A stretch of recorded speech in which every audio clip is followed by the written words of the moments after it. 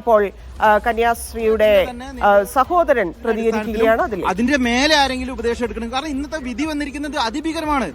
Railway പോലീസിലുണ്ടായിരുന്ന case ഇപ്പൊ എന്തായി? NIA കേസായി മാറി. NIA ആണ് ഇവർ ഇന്ററോഗേറ്റ് ചെയ്യാൻ വേണ്ടി പോകുന്നതെന്ന് പറയുന്നത്. അപ്പൊ ഇനി എല്ലാ 14 ദിവസവും എന്ത് ചെയ്യണം? ഇവർ NIA പറയുന്ന സ്ഥലത്ത് ഒപ്പിടാൻ വേണ്ടി ചെല്ലണം എന്നുള്ള രീതിയിലാണ് ഓട്ടോമാറ്റിക്കലി മാറിയല്ലോ. നിങ്ങൾ വായിച്ചില്ലേ? NIA ഇന്ററോഗേറ്റ് ചെയ്യണം എന്നുള്ള വിധിക്കകത്തുള്ളത്. എങ്ങനെയാണ് ഇത് മാറിയത്? എന്താണ് സംഭവിക്കുന്നത്? ജാമ്യം കിട്ടിയത്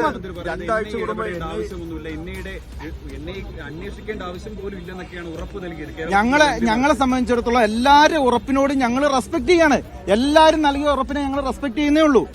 പക്ഷെ ഞങ്ങൾക്ക് എഫക്റ്റീവ്ലി വരുന്നത് എന്താണ്? ഈ ഉറപ്പുകളൊന്നും അല്ല. ഈ ഉറപ്പൊന്നും അല്ലല്ലോ. ഇതിൽ കേന്ദ്ര ആഭ്യന്തരമന്ത്രി അമിത്ഷാ പറഞ്ഞ NIA കേസ് ഒരിക്കലും ഏറ്റെടുക്കില്ല എന്നുള്ളത്. പക്ഷെ ആ കോർട്ട് ഓർഡർ പറയുന്നത് NIA അന്വേഷണ ഉദ്യോഗസ്ഥന് മുൻപാകെ ഹാജരാകണം എന്നതാണ്. ഞങ്ങളെ സംബന്ധിച്ചിടത്തോളം കോടതി വിധിക്കകത്തുള്ള പോയിന്റ് ആണ് പ്രശ്നം. അതായത് NIA ആണ് ഇവർ ഇനി ഇന്ററോഗേറ്റ് ചെയ്യുക. നിങ്ങൾ നോക്കേണ്ട TT കണ്ടുപിടിച്ചു. ഇവർക്ക് ടിക്കറ്റ് ഇല്ലാതെ യാത്ര ചെയ്യുന്നു. TT അവിടുന്ന് പോലീസിനെ അറിയിക്കുന്നു.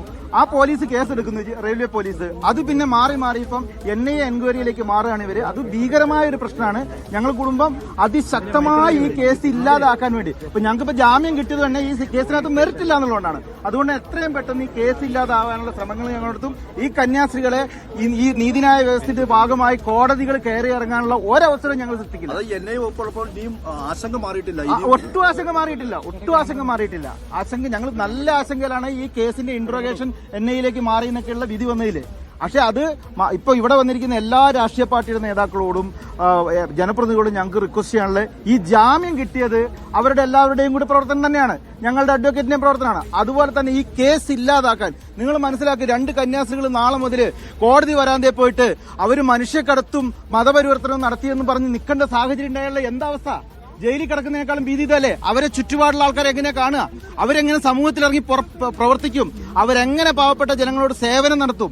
അതുകൊണ്ട് ഈ കേസിന്റെ FIR റദ്ദ് ചെയ്യാൻ വേണ്ടി ഈ കേസിൽ ഇടപെട്ട കേന്ദ്ര ആഭ്യന്തരമന്ത്രി അടക്കമുള്ള മുഴുവൻ ആളുകളും FIR റദ്ദ് ചെയ്യാനും കൂടി ഇടപെടണമെന്ന് ഞങ്ങൾക്ക് പറയാനുള്ളത്.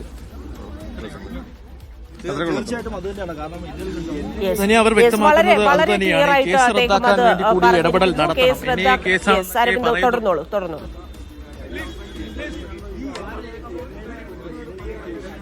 ഇനി എന്തായാലും കേസ് റദ്ദാക്കാൻ വേണ്ടിയുള്ള ഇടപെടൽ കൂടി നടത്തണമെന്നതാണ് ഇപ്പോൾ പ്രീതി മേരിയുടെ ബന്ധുക്കളടക്കം വ്യക്തമാക്കുന്നത്. കാരണം വലിയ പ്രതിസന്ധി ഇപ്പോഴും നിലനിൽക്കുന്നുണ്ട്. കാരണം അന്വേഷണ ഉദ്യോഗസ്ഥർ മുന്നിൽ ഹാജരാകണം. അന്വേഷണ ഉദ്യോഗസ്ഥർക്ക് മുന്നിൽ 2 ആഴ്ചയ്ക്ക് ഇടയ്ക്ക് പോയി ഒപ്പുവെക്കണം. അതുപോലെ തന്നെ വലിയ ദുരിതത്തിലൂടെയാണ് അവർ ഈ ജാമ്യം ലഭിച്ചാലും കടന്നു പോകാൻ പോകുന്നത്. കഴിഞ്ഞ 8 ദിവസങ്ങൾക്കകത്ത് വലിയ രീതിയിലുള്ള ദുരിതം അനുഭവപ്പെടും. ഇത് NIA എടുക്കേണ്ട കേസല്ലല്ലോ. അമിത്ഷാ പറഞ്ഞേക്കുന്നത് NIA എടുക്കേണ്ട കേസല്ല. NIA കേസായി ഹാജരാണ് 2 ആഴ്ചത്തും. ഒരു കന്യാസ്ത്രീമാർ 2 ആഴ്ചത്തും NIA ഉദ്യോഗസ്ഥർ FIR റദ്ദ് ചെയ്യണം. കാരണം ഇത് കള്ളക്കേസാണ്. എന്തായാലും എന്നെ ഇപ്പോൾ എടുത്തിരിക്കുന്ന കേസ് റദ്ദാക്കണമെന്നൊരു ആവശ്യം തന്നെ കന്യാസ്ത്രീകളുടെ ബന്ധുക്കളും അതുപോലെ തന്നെ അവർക്കൊപ്പം നിൽക്കുന്നവരും വ്യക്തമാക്കുന്നത്. ആ ആവശ്യം അത് അംഗീകരിക്കുന്നത് വരെയുള്ള പോരാട്ടം തുടരുമെന്ന് തന്നെ ഇപ്പോൾ ബന്ധുക്കൾ വ്യക്തമാക്കിയിരിക്കുന്നു. കേസ് റദ്ദാക്കാതെ അവർക്ക് ഇതിൽ നിന്നൊരു മോചനം ലഭിക്കില്ല. ഇപ്പോൾ ജാമ്യം ലഭിച്ചു എന്ന് പറയുമ്പോഴും വലിയ പ്രതിസന്ധിയിലൂടെയാണ് അവർ ഇനിയും കടന്നു പോകാൻ പോകുന്നത്.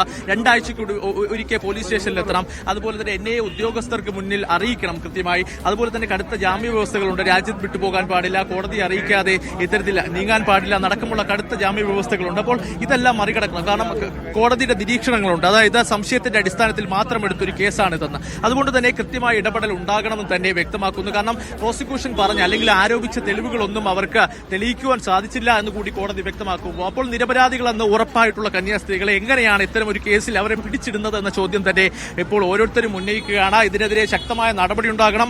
കേന്ദ്ര സർക്കാർ ഇടപെടണം. കാരണം കേന്ദ്ര ആഭ്യന്തരമന്ത്രി അമിത്ഷാ അടക്കം ചൂണ്ടിക്കാണിച്ചത് ഇത്തരത്തിൽ കന്യാസ്ത്രീകൾ നിരപരാധികളാണ്, അവർക്കെതിരെ നടപടി ഉണ്ടാകില്ല, പ്രോസിക്യൂഷൻ എതിർക്കില്ല എന്നെല്ലാം പറഞ്ഞിരുന്നു. പക്ഷേ അത്തരം നിലപാടുകളൊന്നും ഛത്തീസ്ഗഡ് സർക്കാരോ പ്രോസിക്യൂഷനോ കോടതിയിൽ സ്വീകരിക്കുന്നത് നമ്മൾ കണ്ടില്ല. അപ്പോൾ സർക്കാരിന്റെ ഭാഗത്തു നിന്നുള്ള ഉറപ്പുകൾ പാലിക്കപ്പെട്ടില്ല എന്നൊരു വിമർശനം, പരോക്ഷ വിമർശനം തന്നെയാണ് ബന്ധുക്കളുടെ ഭാഗത്തു നിന്നുണ്ടാകുന്നത്. എന്തായാലും കന്യാസ്ത്രീകൾക്ക് ജാമ്യം ലഭിച്ചു എന്നത് ആശ്വാസമാക്കുന്നു എന്നുള്ളതാണ്. അതായത് ജോർജ് കുര്യനൊക്കെ പറഞ്ഞ അന്ന് മറ്റേ TTക്കുള്ള സംശയമാണ്, റെയിൽവേ പോലീസ് എടുത്ത കേസാണ്, അതിനപ്പുറത്തേക്ക് ഒന്നുമില്ല എന്നൊക്കെ പറഞ്ഞുകൊണ്ട് ഛത്തീസ്ഗഡ് സർക്കാരിനെ ന്യായീകരിച്ചുകൊണ്ടിരുന്ന ജോർജ് കുര്യൻ പറഞ്ഞു പറഞ്ഞ കേന്ദ്രമന്ത്രി ജോർജ് കുര്യൻ പറഞ്ഞ കാര്യങ്ങൾ ഉൾപ്പെടെയാണ് ഒന്നുമല്ലാതായി പോകുന്നത്. അമിത്ഷാ നൽകിയ ഉറപ്പാണ് പാഴായി പോകുന്നത്.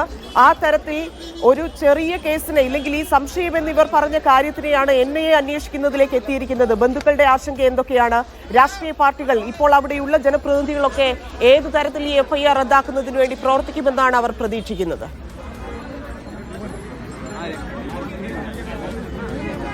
തന്നെ NIA കോടതിയുടെ നിരീക്ഷണങ്ങൾ ഞാൻ ഒരിക്കൽ കൂടി പറയാം. അത് പറയുമ്പോൾ കൃത്യമായി കോടതിയുടെയും അതുപോലെ തന്നെ കന്യാസ്ത്രീകളുടെ നിരപരാധിത്വം അത് വ്യക്തമാകുന്നതാണ്. കുറ്റകൃത്യം ചെയ്തിട്ടുണ്ടോ എന്ന് സംശയം കൊണ്ട് മാത്രമാണ് ഈ കേസ് എടുത്തത്.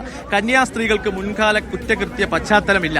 ക്രിമിനൽ സ്വഭാവമുള്ളവരല്ല കന്യാസ്ത്രീകളെന്നും കോടതി ഇന്ന് നിരീക്ഷിച്ചിട്ടുണ്ട്. മതപരിവർത്തനമോ മനുഷ്യക്കടത്തിനോ അല്ല കന്യാസ്ത്രീകൾക്കൊപ്പം പോയത്. ഇക്കാര്യം യുവതികളുടെ മാതാപിതാക്കളുടെ സത്യവാങ്മൂലത്തിൽ നിന്ന് വ്യക്തമാണെന്നും കോടതി വ്യക്തമാക്കിയിരുന്നു. അതുപോലെ തന്നെ കന്യാസ്ത്രീകൾക്കൊപ്പമുള്ള 2 പേർ കുട്ടിക്കാലം മുതൽ ക്രിസ്തുമത വിശ്വാസികളാണ്. അപ്പോഴെങ്ങനെയാണ് മതപരിവർത്തനം അടക്കമുള്ള കാര്യങ്ങൾ ഉന്നയിക്കുക? നിരപരാധികളായ കന്യാസ്ത്രീകളെ ഈ ഇതിൽ കള്ളക്കേസിൽ കുടുക്കി എന്നുള്ള ആരോപണങ്ങൾ ശക്തമാക്കുന്നതാണ് ഇന്ന് കോടതിയുടെ ഭാഗത്തു നിന്നുണ്ടാകുന്ന നിരീക്ഷണങ്ങൾ എന്ന് പറയുന്നത്. എന്തായാലും ആ നിരീക്ഷണങ്ങൾ ഇന്ന് കോടതിയുടെ ഭാഗത്തു നിന്നുണ്ടായി. ആ നിരീക്ഷണങ്ങൾ വരും ദിവസങ്ങളിലും അവരുടെ നിയമ പോരാട്ടത്തിന് വലിയ രീതിയിലുള്ള പിന്തുണ നൽകുമെന്ന കാര്യത്തിൽ സംശയമില്ല. പ്രതിപക്ഷ പാർട്ടികളുടെ ഭാഗത്തു നിന്ന് വലിയ പിന്തുണ അവർ ഉറപ്പാക്കിയിട്ടുണ്ട്. പാർലമെന്റിനകത്തും പാർലമെന്റിന് പുറത്തും ശക്തമായ പ്രതിഷേധം ഉണ്ടാകുമെന്ന് തന്നെയാണ് കന്യാസ്ത്രീകൾക്കൊപ്പം ഉണ്ടാകുന്ന ഓരോ പ്രതിപക്ഷ പാർട്ടി എംപിമാരും വ്യക്തമാക്കിയിരിക്കുന്നത്. ഭരണപക്ഷത്തിന്റെ ഭാഗത്തുനിന്ന് കൃത്യമായ ഏകോപനവും നിലപാടും എടുപ്പിക്കുന്നതിന് ഈ കേസ് റദ്ദാക്കുന്നതിന് വേണ്ടിയുള്ള വലിയ രീതിയിലുള്ള പ്രതിഷേധം സംഘടിപ്പിക്കുമെന്ന് തന്നെ കന്യാസ്ത്രീകൾക്കൊപ്പമുള്ള പ്രതിപക്ഷ പാർട്ടി നേതാക്കൾ അടക്കം വ്യക്തമാക്കുന്നു. നമുക്കറിയാം സംസ്ഥാനത്തെ CPM അടക്കമുള്ളവർ ശക്തമായ പ്രതിഷേധത്തിന് ഒരുങ്ങുകയാണ്. നാളെ മുതൽ സംസ്ഥാന തലത്തിൽ ശക്തമായ പ്രതിഷേധം നടത്തുമെന്ന് വ്യക്തമാക്കിയിട്ടുണ്ട്. എന്തായാലും ഈ പ്രതിഷേധങ്ങൾക്കൊടുവിൽ കന്യാസ്ത്രീകളുടെ കേസ് റദ്ദാക്കുമോ, അവർക്ക് നീതി ലഭിക്കുമോ എന്നതാണ് ഇനി നമ്മൾ നോക്കിക്കാണ്ടത്. എന്തായാലും ജാമ്യം ലഭിച്ചു കഴിഞ്ഞു, വലിയ ആശ്വാസം നൽകുന്ന വാർത്ത തന്നെയാണ്. ധന്യ.